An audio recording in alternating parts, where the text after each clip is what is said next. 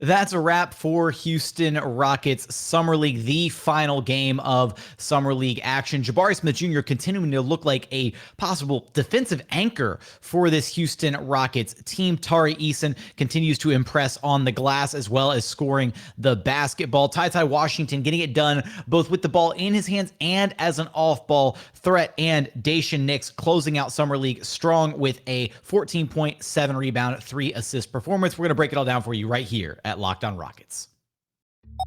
This is Mission Control, Houston. Ignition sequence start.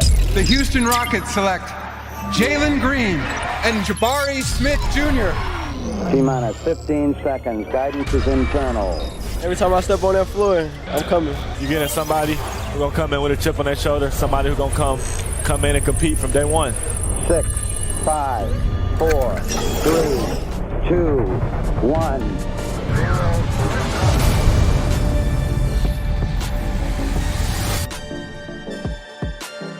What's up, and welcome to another edition of Locked On Rockets, your daily podcast home for everything Houston Rockets basketball. As always, I'm your host, Jackson Gatlin, native Houstonian and credentialed media member. I'm also the host of Locked On NBA Mondays. I'm the host of State of the Rockets podcast, as well as the founder of ClutchCityControlRoom.com. Be sure to follow along on Twitter at JT Gatlin, and the show, of course, at Locked On Rockets. Now, for today's episode, it is brought to you by BetOnline. BetOnline has you covered this season with more props, odds, and lines than ever before. BetOnline, it's where the game starts. We are free and available on all platforms. That's Apple, Spotify, Google, the Odyssey app, including YouTube. Go to YouTube, search Locked On Rockets, like, comment, subscribe, all that good stuff. For today's episode, the final game of action before we roll into the truly the dog days of the NBA offseason. One more game to talk about for your Houston Rockets, their final Summer League game against the Sacramento Kings, in which they fell 92-81, a game where really felt like offensively they struggled to find their flow at times, especially in the second and third quarters. Defensively, though, I feel like they still had some stretches where they did relatively well on the defensive side, especially on an individual basis when you look at guys like Tari Eason and Jabari Smith Jr. And that's actually where we're going to start. We're going to kind of shift gears here a little bit. I've been leading with Jabari Smith Jr. for a majority of these Summer League episodes. I want to lead with Tari Eason in this one because, to me, first off, Tari Eason receiving first team all Summer League honors for his production in Vegas Summer League. Over the course of Summer League, he actually wound up averaging, I want to make sure I get his averages right here. Let's see. He had, 17.2 points per contest on 44.7% shooting from the floor, 33.3% shooting from long range, 78.6% free throw shooting, and then he averaged 10.4 rebounds per contest, 1.6 assists per contest, 1.6 turnovers, 1.8 steals, and 1 block per game. Tari Eason led all rebounders in Vegas Summer League at 10.4 rebounds per game for guys who played over 20 minutes or guys who played more than just 2 games, because the only 2 guys ahead of him were Taco Fall and Kofi Cockburn, who averaged respectively 12 and 11 rebounds per contest, but they only played 2 games apiece, and they only averaged about 16 minutes per contest. So effectively, Tari Eason leading all rebounders across Vegas Summer League. In his play, again, he averaged just about 27 and a half minutes per game. Look, Tari, to me, was the Rockets' best rookie throughout all of Summer League. And maybe that, lends itself to a little bit of the expectations going into Summer League, and maybe the expectations weren't quite as high for Tari as they were for Jabari. That's not to say that Jabari Smith underwhelmed. I think that he showcased a lot of different things in Summer League, and I think that I'm much higher on Jabari now as a defender and as a truly transformational piece for this Rockets team when it comes to the defensive side of the basketball than I was coming into Summer League. But Tari was the guy who went out there and he just balled out. Like, I don't know, except for game 1, where it felt like he was a little too hyper aggressive, kind of looking for a shot, right? He had the 9 3-pointers, only 2 of 9 shooting from long range. Like, except for that game, he really felt like he just went out there and played his game, played well within the flow of the offense, was incredibly aggressive at times, looking to create, especially in transition after getting, rips down the rebound and just turns on the jets and gets out in transition, trying to create something for himself or one of his teammates.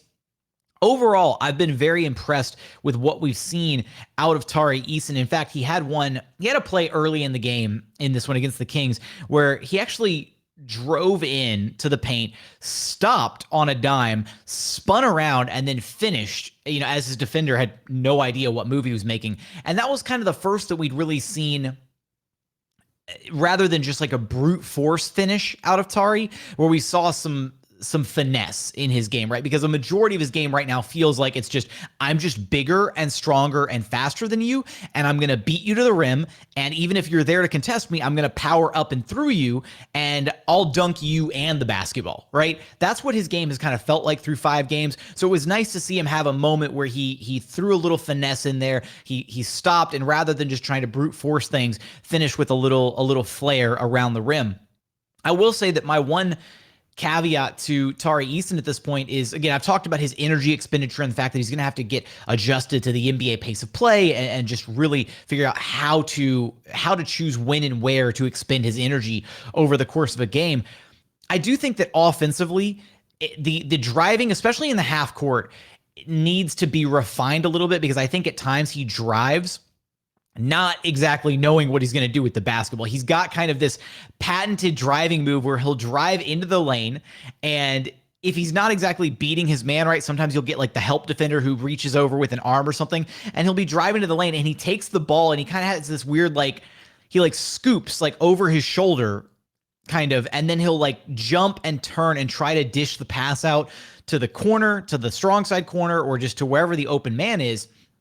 And I think that that's kind of an easy read for defenses to make, right? Because as soon as you see Tari making that drive, if he's not going to shoot the basketball, he's got that telltale sign of when he's going up to pass the ball, and it's not a super fluid motion, because it's not like he's moving in slow-mo, but it's just, he telegraphs some of those passes. And we saw some moments where in this game against the Kings where those passes were broken up, where he aimed it out to the corner and there was somebody in the passing lane right there playing solid defense. So I do think that's something, a part of his game that needs to be refined moving forward, the ability to operate fluidly within the half-court set, because he can attack off the catch. We've seen him attack off the catch, and he's also a monster on the offensive glass in the half court as well. Over the course of Summer League, he averaged, the 10.4 rebounds per game, but he had 3.6 offensive rebounds per contest. It felt like every single game he was walking away with 3, 4, 5 offensive rebounds, giving the Rockets multiple chances,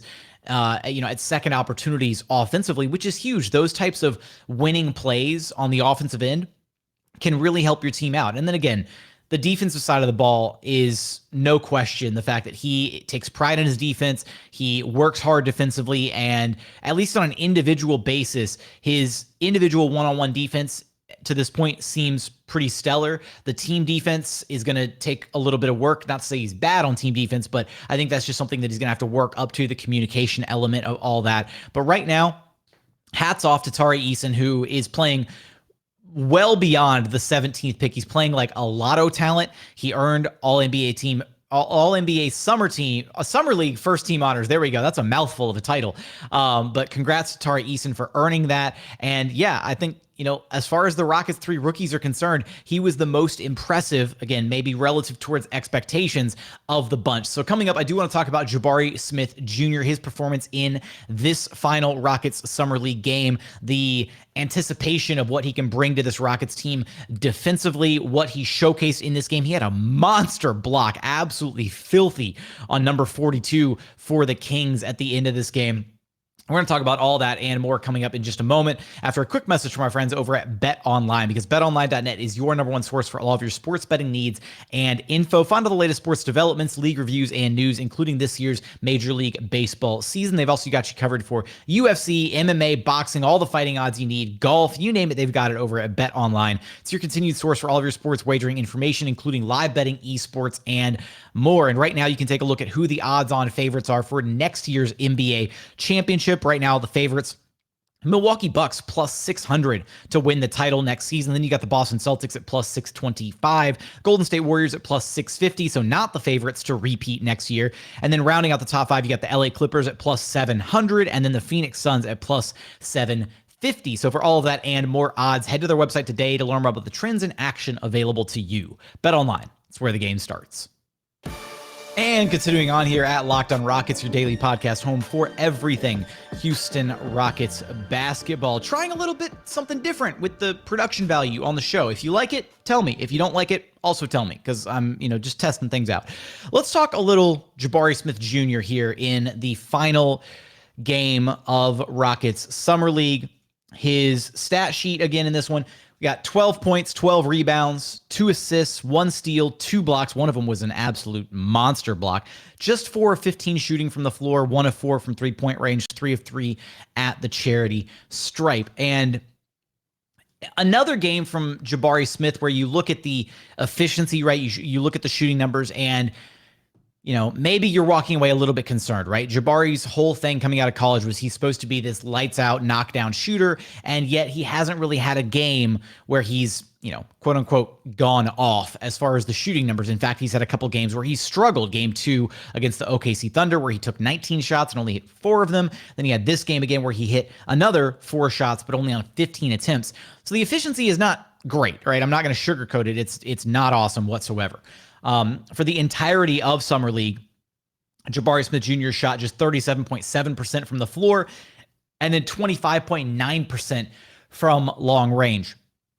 Offensively, I think that it's really tough for me to want to be concerned about whether or not the shot is going in right now versus the types of shots that he's taking. This was the same exact message that I shared after game 2 against the Thunder, because ultimately I think there's a large enough sample size there to be comfortable in Jabari Smith Jr. figuring out the shot mechanics, maybe getting a little bit more leg under him. Maybe the shot is a little flat right now, maybe adjusting to NBA 3-point range, adjusting to the speed of the game, the pace of play, all these different factors, right? But that's something that he's going to have about 2.5 months to work on now in between the offseason and when training camp kicks in, right? So I'm not overly worried about the ball not going to the basket right now. I was more preoccupied and concerned with the types of shots that he was getting. And I do think that over the course of Summer League, we got to see way more out of Jabari Smith Jr. offensively than I thought we were going to see at all in Summer League, right? The fact that he was able to multiple times put the ball on the floor, attack a closeout, attack the rim, create out of the triple threat, draw fouls, get to the free throw line. He even, look, in this game alone, right? He had multiple highlight plays in this game alone. First off, and I'm going to stick with the offensive side for now, but he had a drive where he drove in, spun, elevated through contact and finished and got an and one play early in the game, right? So that was impressive already. The fact that he's got the length and the size to be able to put the ball on the floor. And no, it's nothing like crazy fancy, right? It's not this, dribble, elite dribble hand pack, a dribble package that you would find on like 2K, right? It's nothing like that. But he doesn't need that, right? He dribbles a couple times into the chest of the defender, gets right there in the paint to his mid-range sweet spot area, and then just elevates. And nobody can stop him because he's 6'11". So as soon as he's up and in the air, nobody's going to contest that shot. All he has to do is be able to get to those spots, and then finishing through contact is just an absolute added bonus. So to see him do that, to see him have the opportunities where he was in transition and able to attack in transition and finish, just, whether he's extending with his left hand or his right hand, he knows how to use his length once he's within about 5 to 10 feet of the rim. He knows all he's got to do is take 2 more steps and just elevate and kiss the ball off the glass, and it's going in. So we got to see those opportunities. We even saw one where he had a step back 3. It was a little baby step back, but put the ball on the floor, little between the legs dribble, a couple times back and forth, kind of lulled his defender to sleep, took kind of a step forward, got his defender a bit on his heels, and then he just pulled back with like the smallest little step back, but created just enough space to where he was able to elevate and hit a 3-pointer. So seeing him do those types of things on the floor, right? Seeing him have these glimpses into what it looks like when he is creating for himself, that is a total cherry on top of what we thought we were getting with Jabari Smith Jr. at this stage in his career. That's not to say that we didn't think we were ever going to get it, but I thought it was going to be something he was going to have to work on over time to adjust his game, to be able to work on the handling, to work on creating his own shot, right? To already be seeing that in effect right now, just a couple weeks after the NBA draft, That's impressive, and it shows that he's going to have a strong foundation for those skills to build upon, to where the idea that, oh, he can't dribble at all, he can't put the ball on the floor. We need to dead those notions immediately, right? Because he can, right? And he had an interview with Taylor Rooks from Bleacher Report where he was talking about the fact that people are criticizing about his, inability to dribble, right? And he's saying, it's not that it's unfair criticism, but that, how do you know that those aren't things that he's actively working on, right? So I think that based on his work ethic, right, everything we know about him as a person, as a player, those are areas of his game that he is going to refine over time. And the fact that the shot just wasn't falling in Summer League, look, sometimes as a shooter, you go through shooting ruts, right? One of my things that I pointed out this past postseason when kind of analyzing the Golden State Warriors and some of their postseason success is the fact that Klay Thompson, despite being one of the greatest shooters of all time, he's a bit of a streaky shooter. He goes through stretches where sometimes he'll have games where he's shooting like 4 of 18, 5 of 20, and then he'll go through and he'll have like a few burners where he hits 7 of 8 from long range over the course of like 3 or 4 games. So over time, the percentages balance out to where he looks like an incredible shooter on the surface, but he'll go through some ruts as a shooter. And possibly this is the same thing for Jabari Smith Jr., right? Adjusting to the team, adjusting to the pace of play, adjusting to the spots that he was getting his shots on the floor. All of these different factors at play, right? I'm not worried about his shot, and you shouldn't be either. And then on the opposite side of the basketball, and this is where I just walk away being so excited about him as a prospect. Early in this game, like one of the first plays in this game, like 2 minutes into this game against the Kings, there was a play where Jabari broke things up. Basically, he was at the top of the key, and Trey Mitchell was defending on the wing. Trey Mitchell's man starts driving into the center of the floor towards the paint. Jabari wraps him up, right? Locks his arm around the ball, almost forces a jump ball. Man breaks away from it, so Jabari jumps back out to the perimeter, switches back out onto his man on the perimeter where the ball goes.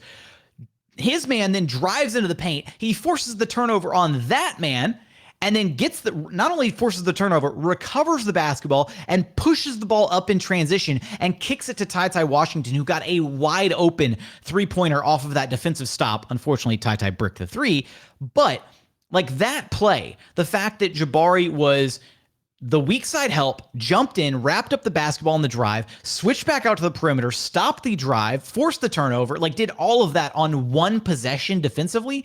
And he's had multiple possessions throughout Summer League. Over the course of a game, he'll have a handful of these types of possessions where you just see him defensively gobbling everything up. There's nothing that he hasn't had his hands on defensively for this Rockets team. Sometimes there have been some plays where he's guarded 2, 3, or sometimes 4 guys in one possession because of the way that the Rockets switch things, and then he'll be the one out on the perimeter, then he'll be the one guarding the interior or guarding the drive, guarding the pick and roll.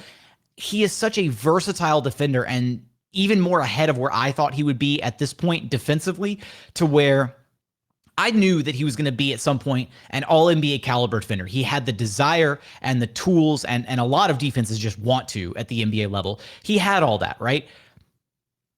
Seeing it in effect in Summer League, and again, it's Summer League, you take it with a grain of salt, but the motivation, the defensive IQ, the awareness, obviously the measurables, all of that is going to translate when he actually starts playing NBA ball. So I've gone from now thinking that this kid could be a all-NBA caliber defender, right, at some point in his career, to thinking at some point in his career, he's going to be vying for DPOY status at some point. He may never actually get to the DPOY trophy, but he's going to be in consideration for at least a handful of Defensive Player of the Year awards throughout his career. You can bookmark this podcast right now, July 2022, and we can look back on this a decade from now when Jabari has a closet full of DPOY trophies.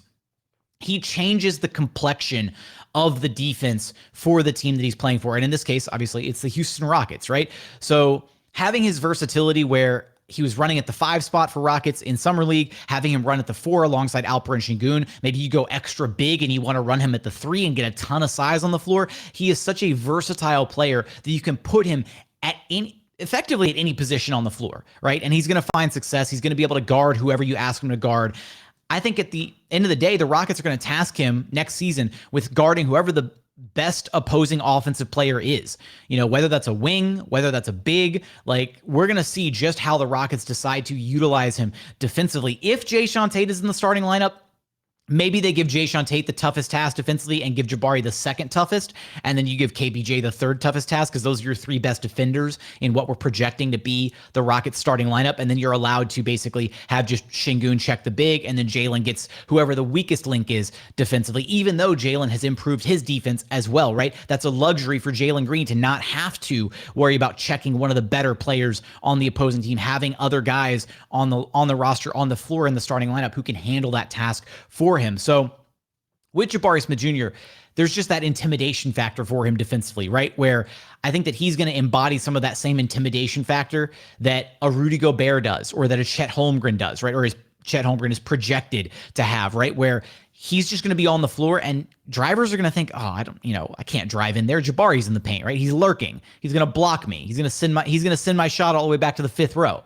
So things like that, and the standouts from him defensively over the course of these 5 games throughout Summer League, the ways that he's able to break up plays, the ways that he's able to force turnovers, block shots, guard on the perimeter, guard on the interior, the communication aspect of his defense, all these things stand out and scream DPOY to me. So I think that's in his future, absolutely. Coming up, I do want to talk about TyTy Washington and Daishen Nix, the guard play for the Houston Rockets to round out this final Summer League game. We're going to get there in just one moment. And final segment here at Locked On Rockets, your daily podcast home for everything Houston Rockets basketball. Let's talk a little bit about the performances from TyTy Washington and Daishen Nix to round out Summer League. First, we'll start with TyTy Washington, who finished the game 15 points, 6 of 14 shooting, 2 of 6 from three-point range, only 1 of 2 at the free throw line. He had 3 rebounds, 4 assists, 1 steal. Overall, solid game from TyTy Washington. I want to say that what's really stood out to me about TyTy Washington is, of course, the playmaking, and that's been kind of the main thing that I keep highlighting from a game-to-game basis with him, has been the fact that he just looks like a comfortable playmaker, whether it's in transition, which I do think he's really effective in transition. I think he's between the two of them, I think that right now TyTy Washington feels like the more effective playmaker in transition compared to Daishen Nix. And then I think Daishen Nix feels a little bit more comfortable in the half court, although TyTy Washington has shown an ability to create in the half court as well.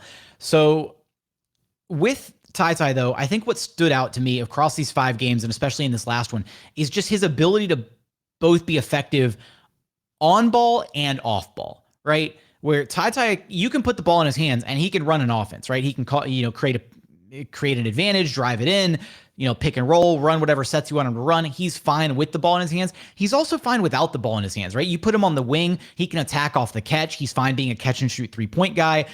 He'll fill lanes in transition. He's fine doing either one. I really do think he kind of, even though he's got that traditional point guard feel to him, I think he very much understands the mentality of being a combo guard. Like, that's a big part of the game that I feel like maybe we don't focus on enough, right? Is just the mental aspect of the game and how difficult it is to do certain things, like to be labeled a combo guard and to fill both roles comfortably, or to be a 6th man, right? And to come off the bench and have that expectation of you're the spark plug off the bench, right? But to be okay with that mentality of not being in the starting lineup, like, again, these are living, breathing human beings with thoughts, complex emotions, all this stuff. And so being able to be comfortable in a role like that, where you are being demanded of multiple different things on the floor rather than being just, I don't want to say one-dimensional because that puts like a negative connotation behind it, but being able to fully participate in 2 separate roles on the floor simultaneously and shifting back and forth between those roles is largely impressive. And I feel like TyTy Washington was able to do that very fluidly throughout all of Summer League, right? If Daishen Nix was on the floor with him, he took a backseat to Daishen Nix and was playing off ball. When Daishen Nix wasn't on the floor, he was the one quarterbacking the offense, right? The ball was in his hands. He was setting things up. So to be able to do both of those things and do them both effectively, it was kind of nice to see. And in this game, right, he got off to a strong start in this one. He had a quick 8 points in this game on his way to his final total of 15, which, if I'm not mistaken, was a game high for him throughout Summer League, unless I'm misremembering one of the other games. But, and it did feel like the Rockets effectively in this game, they were fine in the first and fourth quarters scoring the basketball. It felt like they kind of fell into some offensive ruts there in the second and third quarter. And that's the thing where you look at the pieces that they have on the floor here and how defensive oriented so much of this roster is. I'm not at all worried about the fact that at times they weren't able to really get things going offensively the way that they wanted to, or to finish out possessions strong offensively, that's where Jalen Green and KPJ and Alperen Sengun come in to do so much of the offensive heavy lifting for this Rockets team once we start next season. And then you accentuate their ability to really thrive on offense with the fact that you've got all these now defensive-minded pieces that you can plug in around them, like Jabari Smith, like Tari Eason, like TyTy Washington, who even showed a proclivity on defense to poke check at times. He's seems to be at least a solid point of attack defender at this stage in his career, somebody that I feel comfortable with when he's guarding out on the perimeter, to not make a mistake, to not give up too much ground, right? To allow the defense to start collapsing from, again, if you're going to build a defense and build the shell of your defense and start it on the perimeter, you need to have good point of attack defenders. If you don't, then you're going to put a lot of pressure on your backline defense, be it, Alperen Sengun, Jabari Smith, whoever, your forwards, to have to clean up the messes that you're making on the perimeter if you can't effectively contain or slow down the driving or the initial point of attack from the opposing team. So from TyTy Washington, I felt like he did a pretty decent job of that overall defensively. So I'm pleased with his overall summer league performance. I think that his ability to kind of fluctuate between roles, point guard, two guard, whatever, combo guard, and his playmaking are the two things that really stood out to me across all of Summer League. And then Daishen Nix, last guy here, 14 points, 6 of 14 shooting, just 1 of 4 from long range, also 1 of 2 at the charity stripe. It's 7 boards, 3 assists, 3 steals. Just a, solid all-around game from Daishen Nix. I do think that, again, at this point, I still think that if you're going to compare the two 1-to-1, I think Daishen Nix probably outplayed TyTy Washington a little bit in Summer League. I think that TyTy showed some serious flashes, but at this point, I still think that if we're trying to base who the backup point guard is going to be off of just their Summer League performances, I'd still probably have to go Daishen Nix. Although, again, a point in TyTy's favor, Daishen is a guy who needs the ball in his hands to be effective, right? He very much has that traditional point guard feel where if he doesn't have the basketball in his hands, he's not doing much else with it, right? Like, he's okay to be stationed out on the perimeter and he'll catch and he'll attack or he'll, reset the possession or, get up a catch and shoot 3, but he doesn't move without the basketball a ton, right? He kind of hovers and floats around the top of the key. And maybe that's by design, right? Maybe that's the coaching staff saying, hey, you need to be the release valve. If the possession, falls apart, you need to be out there on the perimeter to set something back up for us, what have you. It's tough to know what is, a player making a choice on the court that is actively inhibiting them from expanding their game versus the coaching staff instructing a player to do XYZ on the court and he's just following instructions, right? So maybe it's a little bit of both. Maybe it's a little bit of column A, a little bit of column B. But right now, I do really like what we've seen out of Daishen Nix as far as his improved shot mechanics. He's got a quicker release. He looks more willing to attack, at least so far in Summer League. Again, I think one of my biggest things with him when he was playing with the Rockets was that he played incredibly passive at times, right? Was not the same player that we saw torching teams for the RGV Vipers in the G League. He was a completely, much more reserved presence when he was with the Houston Rockets at the NBA level. So it was nice to see him kind of breaking out of that shell a little bit, taking more of the onus on him to score the basketball offensively, to create for his teammates offensively. And maybe that's, something that'll come with the role that he hopefully has this next season, where if he does start the season as the de facto backup point guard, he gets that consistency in his minutes threshold to where he's playing a consistent role on a night-to-night basis rather than, all right, you're down in the G League. All right, you're back up with the team. Okay, you're getting garbage time. All right, you're getting no time for the next 2 games. Having consistency in your role and knowing what you're supposed to be bringing to the table on a game-to-game basis is going to do him wonders, especially for somebody who's still trying to find and establish his voice, because he has the basketball IQ. He reads the game incredibly well. He understands how to orchestrate an offense, but a big part of that is the maturity aspect of it, right? He's still a kid. A lot of these guys are still kids. So expecting them to be, insanely mature or to play, error-free basketball overnight is unfair to them. So I do think that Daishen Nix had a strong Summer League. We're going to do Stock Watch. It will be our very next episode on all 5 of the Rockets Summer League players that participated in Summer League, including the 2 guys that we didn't talk about today in Josh Christopher, and I guess technically he didn't participate in Summer League, but we'll also do a stock watch on Usman Garuba. So we'll do a full-blown stock watch. Should their stock be up or down, or maybe you hold and keep it in the same place after Summer League? That'll be our very next episode. But that's going to do it for this episode, wrapping up the last of 5 Vegas Summer League games, the last action we get for a while. But we will keep you covered with all sorts of fun episodes and content throughout the offseason. Be sure to stay tuned to find out what all of that is going to look like in the coming days. Let me know how you feel about the added production value on this show, right? The little stinger music coming back in from the breaks. I don't know if I like it yet or not. So let me know if you like it.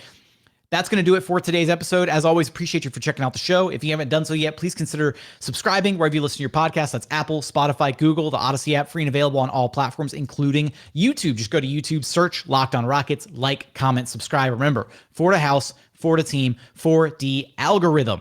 Be sure to comment on the YouTube show. It helps out a ton. As always, thank you so much for watching. Thank you so much for listening. And we look forward to having you back right here at Locked On Rockets, your daily podcast home for everything Houston Rockets basketball.